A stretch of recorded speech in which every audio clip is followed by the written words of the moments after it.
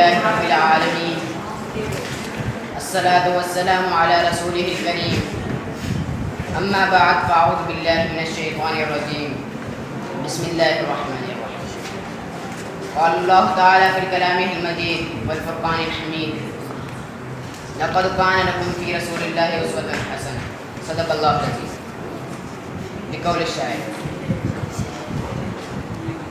درفشانی نے تیرے قطروں کو دریا کر دیا، درفشانی نے تیرے قطروں کو دریا کر دیا، دل کو روشن کر دیا، آنکھوں کو بینا کر دیا۔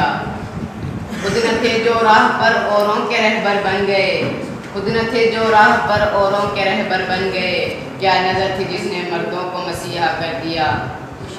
استاد محترم، میرے عزیز دوستوں اور بھائیوں، السلام علیکم۔ آج مجھے جس موضوع پر گفتگو کرنے کا موقع ملا ہے وہ ہے سیرت النبی صلی اللہ علیہ وسلم۔ صدر گرامی، آسمان کے تارے گنے جا سکتے ہیں، سمندر کے قطروں کو شمار کیا جا سکتا ہے، صحرا کی ریت کے ذرے گنے جا سکتے ہیں، لیکن میرے حضور صلی اللہ علیہ وسلم کی سیرت مبارکہ کے محاسن اس قدر زیادہ ہیں کہ ان کی گنتی کرنے سے خود عاجز ہے۔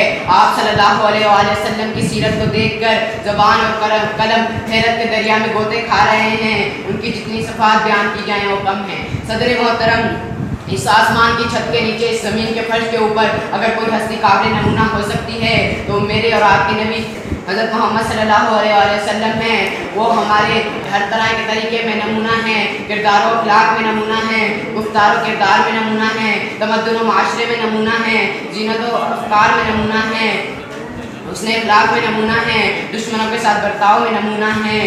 میرے بھائیوں اور دوستوں، ہم جس طرف نظر دوڑائیں ان کی آپ صلی اللہ علیہ وسلم کی سیرت ہی سیرت نظر آتی ہے۔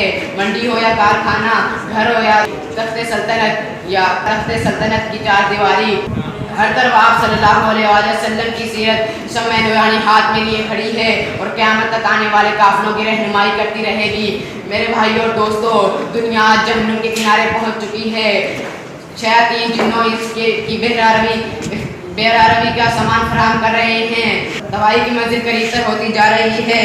اب صرف میرے آقا کا دامن ہی رحمت ہے جو امن کی خوشگوار ہوائیں چلا سکتا ہے، اللہ کی رحمت کے پیاسوں کی پیاس بجھا سکتا ہے، سوکھی کھیتیاں ہری کر سکتا ہے، اجڑے ہوئے گھروں کو آباد کر سکتا ہے۔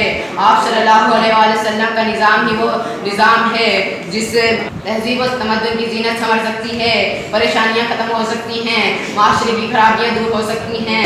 صدر محترم، آپ صلی اللہ علیہ وسلم کا لایا ہوا دین ہی وہ دین ہے جس نے فسق و فجور کے اندھیروں کو آن واحد میں بھگا دیا، شیطانی فلسفوں کی گردیاں فضائے آسمان میں بخیر دی، دنیا کے غلط دینوں کو ملیا میٹ کر کے رکھ دیا۔